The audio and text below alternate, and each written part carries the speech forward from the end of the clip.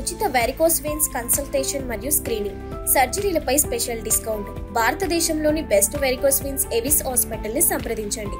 మరింత సమాచారం కోసం ఈ నంబర్కి కాల్ చేయండి. హలో అండి, నేను doctor Sandeep Dachuri, consultant ENT head and neck surgeon at KIMS sunshine hospital, Begumpet, Hyderabad. ఇవాళ మనము సర్వసాధారణమైన ఒక ప్రాబ్లం గురించి మాట్లాడుకుందాము. దాన్ని ఎపిస్టాక్సిస్ అంటారు ఇంగ్లీష్లో. ముక్కులో నుండి రక్తం కారటం. ఇది చాలా కామన్ ప్రాబ్లం అండి. ఎక్కువగా పిల్లల్లో చూస్తుంటాము, లేదంటే వృద్ధుల్లో చూస్తుంటాము, 50 ఏళ్ళు పైబడిన వాళ్ళలో చూస్తుంటాము. So paediatric age group below 15 years వాళ్ళకి చాలా కామన్గా ఉంటుంది. అబోవ్ 50 వాళ్ళకి కూడా చాలా కామన్గా ఉంటుంది. ఇది మోస్ట్ కామన్ ఈఎన్టీ ఎమర్జెన్సీ అండి. ఈఎన్టీలో ఎమర్జెన్సీస్ కొన్నే ఉంటాయి. వాటిల్లో ముక్కు నుండి రక్తం కారడం అనేది వెరీ కామన్ ప్రాబ్లం అనమాట. ఈ ముక్కుకి ఏంటంటే చాలా ఎక్కువ రక్తం సప్లై అనేది చాలా ఎక్కువ ఉంటుందండి. From the internal and external carotid branches అంటాం. అంటే గుండె నుండి మెదడుకి సప్లై చేసే కొన్ని రక్తనాళాలు, గుండె నుండి ఈ ముఖానికి సప్లై చేసే రక్తనాళాలు, అన్ని ముక్కులో మనకి విపరీతమైన సప్లై ఉంటుంది. సో ముక్కులో ఏదైనా చిన్న గాయం ఉన్నా, ఏదైనా చిన్న ట్రామా అయినా బాగా బ్లీడింగ్ అవుతుంటుంది అనమాట. ఈ ముక్కులోని రక్తనాళాలన్నీ ఈ యాంటీరియర్గా ఒక చోట అన్నీ ఒక ప్లెక్సస్ ఫామ్ అవుతాయండి. దీన్ని కిసెల్స్ బ్యాక్స్ ప్లెక్సస్ అంటాము. ఇది ఆల్మోస్ట్ 200 సంవత్సరాల క్రితమే డిస్క్రైబ్ చేయబడ్డ రీజను. ఇక్కడ ఏంటంటే ఈ Kiesselbach plexus or Little's area అని కూడా అంటారు దాన్ని. అక్కడ గాలి పీల్చుతున్నప్పుడు గాలి ఫ్రీక్వెంట్గా ఈ ముందర భాగంలో ఫ్రీక్వెంట్గా తగిలి డ్రైనెస్ వచ్చి, ఆ డ్రైనెస్ వల్ల రక్తనాళాలు చిట్లి అక్కడ నుండి రక్తం రావటం అనేది చాలా సాధారణం అండి. పోస్టీరియర్గా అయితే మనకి వేరే రక్తనాళాలు ఉన్నాయి. స్పినోపెలటైన్ ఆర్టరీ బ్లీడ్స్ అని, వుడ్రఫ్స్ ప్లెక్సస్ అని, అట్లా వీనస్ ప్లెక్సస్ ఒకటి ఉంటుంది. రక్తనాళాలు చిట్లి అక్కడ నుంచి రక్తం వచ్చే అవకాశం ఉంటుందండి.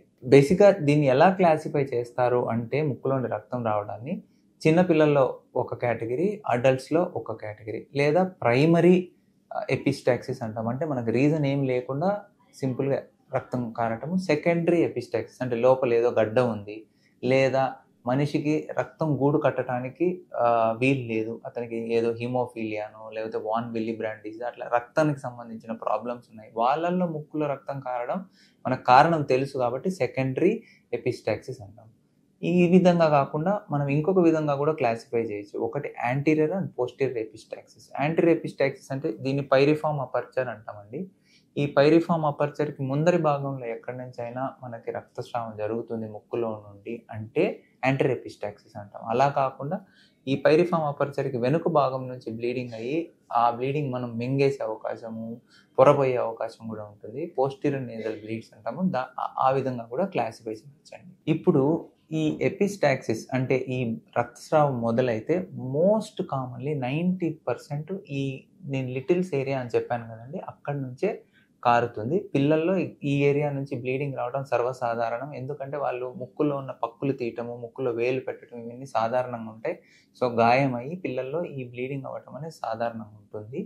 దీనికి ఫస్ట్ ఏం చేయాలి? హోమ్లో బ్లీడింగ్ మొదలైంది, యూజువల్గా మనం ముక్కు పించ్ చేసి ఇలా ఒక 20 మినిట్స్ పట్టుకోవాలి. 20 మినిట్స్ పడుతుంది మనకు ప్లేట్లెట్ ప్లగ్ ప్రాపర్గా ఫామ్ అయ్యి ఆ ప్లేట్లెట్ ప్లగ్ ద్వారా మనకు బ్లీడింగ్ ఆగటానికి 20 మినిట్స్ పడుతుంది. సో ముక్కు పట్టుకొని 20 మినిట్స్ వెయిట్ చేసి చూడాలి. ఇంకోటి, కొంతమంది బ్లీడింగ్ అవ్వగానే పిల్లల్ని పడుకోబెడతారు, లేదా పెద్దవాళ్ళనైనా పడుకోబెడతారు. అలా పడుకోబెట్టకూడదు. పడుకోబెడితే ఆ బ్లీడింగ్ ముక్కులోంచి గొంతులోకి వెళ్ళి మనకి యాస్పిరేషన్ అంటే పొరబోయే అవకాశం ఉంటుంది.